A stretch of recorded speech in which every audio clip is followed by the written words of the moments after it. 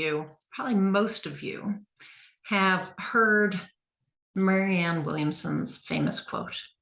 Now, you don't have to agree with her politics or like her or anything, but you have to give her some credit for this one quote. Even Nelson Mandela used this quote. It's a famous passage from her best-selling 1992 self-help book, A Return to Love. And in fact, this famous piece of rhetoric often isn't attributed to Marianne Williamson at all. For 25 years, Williamson's quote has been consistently misattributed to Nelson Mandela. So what is this quote? The quote is this: "Our deepest fear is not that we are inadequate. Our deepest fear is that we're powerful beyond measure. It's our light, not our darkness, that most frightens us. We ask ourselves, who am I to be brilliant, gorgeous, talented, and fabulous? Actually, who are you not to be? You are a child of God. Your playing small doesn't serve the world." It's no wonder that so many people have chosen to use this quote. It's a stirring, inspirational, motivational passage, kind of tailor-made to remind people to be their best selves, to remind them who they really are. Spiritual beings having a physical experience. Powerful spiritual beings having a physical experience. So it's no wonder that in 1998, the New York Times reported that Hillary Clinton, astronaut Mae Jemison, and former Spelman College president Janetta Cole had all quoted Williamson's deepest fear passage, as it's called, during college graduation speeches. And all of them misattributed it to Nelson Mandela, as an aside. But what I want to do today is I want to kind of break this quote down. I want to talk about what it really means, because it's one thing to just quote it and to not think about it, right? To know that it somehow stirs something in you, but that, but you don't take the time to really think about what that is. So let's break it down and see how this quote can serve you. Maybe take you to the next level of self-awareness and confidence and motivation to be your true self. Okay, so the first line is, "Our deepest fear is not that we are inadequate. Our deepest fear is that we are powerful beyond measure." So 2 sentences. Our deepest fear is not that we are inadequate. Our deepest fear is that we are powerful beyond measure. Now, we say we're afraid that we aren't good enough, that we'll fail, that somehow we're not going to live up to expectations, ours or someone else's. And what this quotation here is saying is that that's really a lie. We're afraid of being more than good enough, succeeding, living up to our potential, fulfilling our purpose, and being the person we know we can be. We're afraid of how magnificent and powerful we are,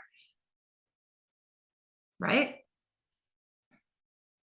We actually, though, need to, what she's telling us is we need to take responsibility for what we create and, for who we are and how powerful we are. But if we do that, we do have to take responsibility for what we create.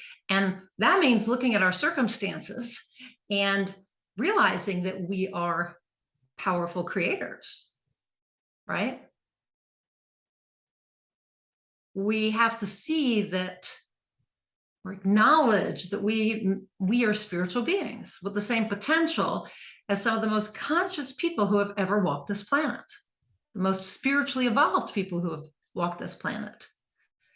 And for us, that brings up a fear of how will we use that power? Will we use it for good or for bad? Will we inadvertently misuse it, which we do so often when we're miscreating unconsciously? Right? We have to think about how that, when we step into our power, when we step into knowing that we are powerful beyond measure and that we are totally adequate, we also have to face the potential that that's somehow going to change us in our life. It doesn't really change us, it changes how we've been showing up, the identity we've had. So we have to shift our identity and show up differently, and that might change things, and we're afraid of that. The next line is, it's our light, not our darkness, that most frightens us. The light is that spiritual part, our goodness, our purity of soul. And for some reason, we're afraid to show that, to be that. What if someone sees that light in us? But what if you lived from that place of connectedness, from your innocence and goodness and purity, from your light? What if you shone the light rather than being afraid of it? We spend so much time saying we're afraid of our darkness, and yet we don't show up authentically. We don't show up as who we are. And that's what she's saying. It's our light, not our darkness, that most frightens us. The next line is, we ask ourselves, who am I to be brilliant, gorgeous, talented, fabulous? Wow. It's true. Majority of us have worthiness issues, deservedness issues. We come into the world totally worthy and deserving, and we allow others to tell us this isn't true, or we interpret and give meaning to events, meaning that somehow we aren't worthy and deserving. Plus, if we believe it, that we are worthy and deserving, then what? Calls into question why we don't have what we desire, why we aren't treated as if we're worthy and deserving by others. And then, what if you really are worthy and deserving? What if you believe that? What then? What if you said, what if I am brilliant, gorgeous, talented, and fabulous? How will I be perceived? Will I be disliked? How do you look at people who you describe that way? You have to give up all your negative beliefs and reframe who you are. And for a lot of people, that's scary. That's super scary. The next line is actually, who are you not to be? Who are you not to be brilliant, gorgeous, talented, and fabulous? By not showing up in all your glory, brilliant, gorgeous, talented, fabulous, you kind of thumb your nose at God, creator, source, universe, whatever you want to call it. Why? Because you actually are a child of God, which is the next line. You are a child of God. I would say you're a spark of divinity, a creator in your own right, perfect, unique, divine creation. And by not showing up as that, by not being that, you basically tell God, creator, source, that what he, she, it created is not good enough to be seen. Somehow you're faulty and should hide, be embarrassed, not show up. You end up playing small, not like the powerful spiritual being you are, not like the powerful creator you are. Which brings us to the line, your playing small doesn't serve the world. No, it doesn't. Not in any way at all does playing small serve you or serve the world. You came here to be brilliant, gorgeous, talented, and fabulous. You came here to fulfill your potential and your purpose. You came here to make a difference. Everyone can make a difference in some way. Everyone has a purpose. I know somebody's always saying, doesn't have a purpose. And I said, what if your purpose is just to support your wife or your family? Everyone has a purpose. Playing small only serves your fears and beliefs that you are not good enough, not worthy, not deserving. So it's time to stop believing those things because they simply aren't true. You are a child of God. You are a spark of divinity. You are a soul housed in a body, and that soul was created in the image of God. As part of God, it is light. You are light. You are powerful beyond measure. So now read Marianne Williamson's quote again. Our deepest fear is not that we are inadequate. Our deepest fear is that we are powerful beyond measure. It is our light, not our darkness, that most frightens us. We ask ourselves, who am I to be brilliant, gorgeous, talented, fabulous? Actually, who are you not to be? You're a child of God.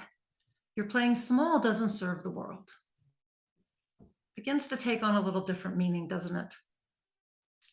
For me, it's a call to stop saying I'm inadequate in any way, to acknowledge that I am powerful, a powerful creator. I'm creating all the time, and I can do it consciously.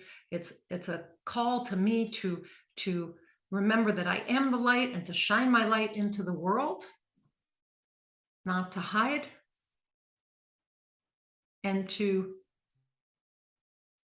ask myself, who am I not to be brilliant, gorgeous, talented, and fabulous? Not who am I to be that? Who am I not to be that? I am deserving and worthy. I'm a child of God, and it's time for me to play big.